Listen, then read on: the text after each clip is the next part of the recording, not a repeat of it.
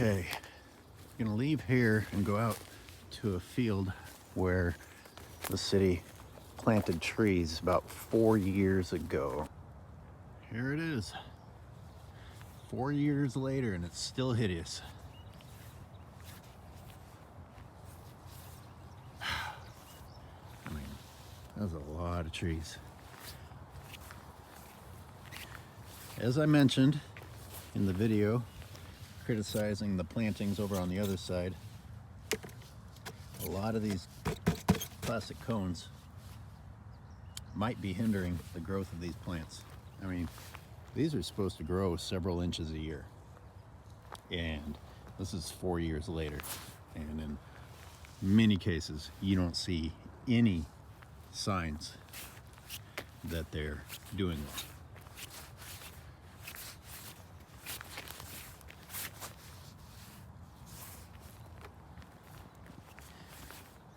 I mean,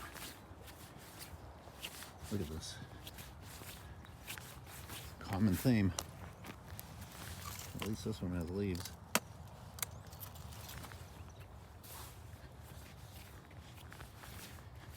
Four years. This is the progress report. 4 years later.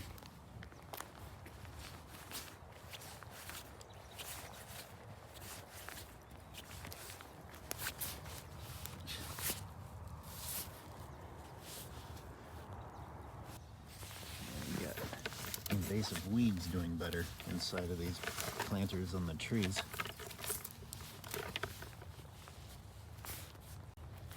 Maybe I'll just put this in high speed. What's happening down here? Looks like more weeds in there than tree. You got yellow star thistle. Okay, you get the picture, right? I don't have to go show the failure of every single one of these. So let's focus on something else. Number one, these trees were expensive.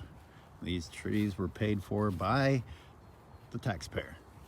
Two, they put in this system, this watering system, this heavy-duty irrigation system for trees that don't require much water, assuming that these are native trees to the area, which they're supposed to be.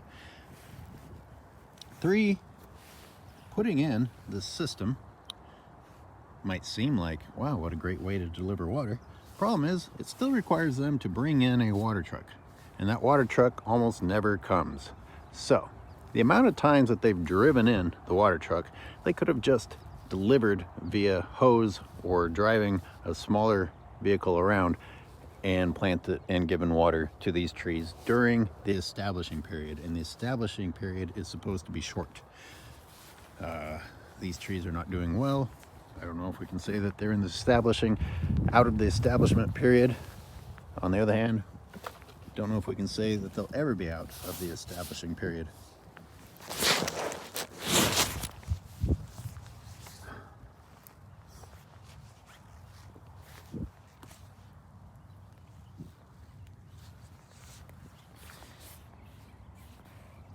But what's more concerning about this plan of putting through this irrigation system, well, you notice the death, you notice the lack of vegetation around it, and you notice the discoloration. Okay, so they sprayed herbicide here. I've confirmed that. I've contacted the city about it, and apparently they still do it because that's new unhealthy coloring. And in the areas that have received it for several years, you see that nothing will grow, except for you got the mosses trying to be a pioneer species again and heal the area. How wide do you need this to be? Because they're clearly still spraying. You know, this is just a convenient path for the city workers to be able to identify where the hose is, or to be able to perform maintenance on the hose. Look, I interviewed a Vietnam veteran about the effects of Agent Orange, and he was describing how everything around them just melted. It just like fell over and turned orange. And I said, how could you possibly not think that that was bad for you? And he said, they told us it was fine. They told us it was fine. Every living organism around you is dying and turning orange, but we're supposed to have faith that it's not harmful beyond that, which is exactly what the city told me about this stuff. There's no way. I mean, it's preventing life. It's turning things orange. What are the long-term effects, considering how often they do this, of the soil in the surrounding area? How about the runoff? How about when it makes it down into the creek? How about the long-term effects on native plants? Sometimes the weeds, these the invasives, in a few cases almost seem to respond positively to it, but the natives certainly do not. Kind of weird. Kind of weird.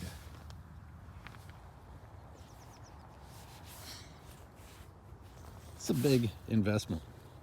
This is a lot of harm caused to the soil, a lot of poisoning of the water under the ground, a lot of maintenance, making sure that no plants are near the hose, all for hoses that I would argue were a bad idea in the first place.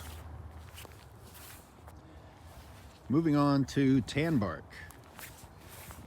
I guess this is supposed to provide some insulation, some sort of, I don't know if it was meant to help the roots or if it was meant to help prevent weeds from growing around the base, but they didn't remember to bring it in until the trees had already been here nearly a year. Now we finally get to an example of a tree that's doing decently. So the height of this one is an indicator of the extent of failure of all the other ones that I showed you. Now, why is this still on it? How long does that need to be on it? I would say it's probably causing unhealthy things to take place down there at this stage. Now, as I look at this plant, which obviously received a spraying of the poison, as did this one, I gotta ask, is that really more efficient than just using a little elbow grease and digging these out? And part two of that is replacing them with something else, because other than the trees, everything taking place out here is almost exclusively still a non-native plant. You've got a little bit of Menzies fiddleneck, which is an annual, and it's not going to be here for very long. Almost everything else is not supposed to be here. How about, in order to prevent these from returning, you actually replace them with a plant that can fight for the territory? God, this is ugly. I mean, this just screams poison. I'm glad to see at least a little variety in the planting. This is Toyon, and birds love Toyon. Almost everything else is an oak. But boy, here's a story. This thing escaped from its plastic enclosure somehow or other. You know, I actually see them washed down into the creek all the time. It's a source of litter provided by the city. But look at how smashed together all this is. I wonder how much the lean of the tree has to do with not being allowed to grow properly either. This looks like there was, you know, some rot going on in there. Just no ability to breathe, no air, and all these shoots coming out are a sign of stress. You know, that's not how it's supposed to grow. God, look at this. I mean, you're gonna take the time to put in this extensive watering system, but you can't come back and check whether or not it's time to remove the plastic. like this one. I mean, come on. This tree does not need that at the base anymore. If I wasn't documenting this, I would remove these things myself. But don't want to get in trouble.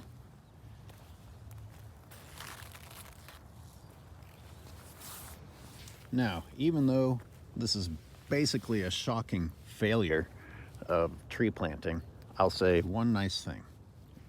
You see these oaks over here?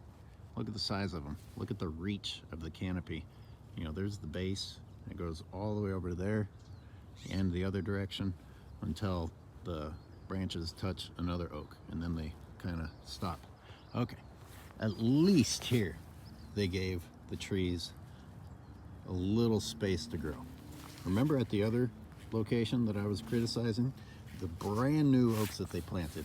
Well, you can go 1, 2, 3, 4, 5, 6, 7, 8, 9, and you're done. I mean, that much distance. At least here, they gave the trees that much distance in between each other. Unfortunately, it doesn't look like these trees will ever reach that potential height. I'll tell you one thing, I won't let my dogs come out here shortly after I've seen them do this spraying. I mean, come on. You look at what it's done and you think that ingesting that isn't going to have some negative effects. Did I just find a piece from the Toyon Escapee?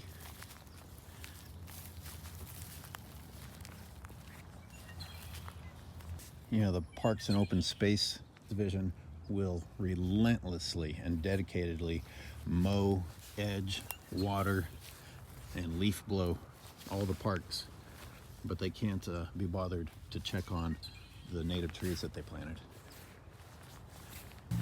You know, and it's not just that they spray out there where you think it's not going to affect people. They do it next to playgrounds. They do it next to walking paths. All because it's so important for the controlling humans not to have vegetation near our precious walking paths, or our precious tan bark, or our asphalt, or our stonework. This is poison. Children come through here. Dogs come through here. The creek is right there. But just tell yourselves it's fine.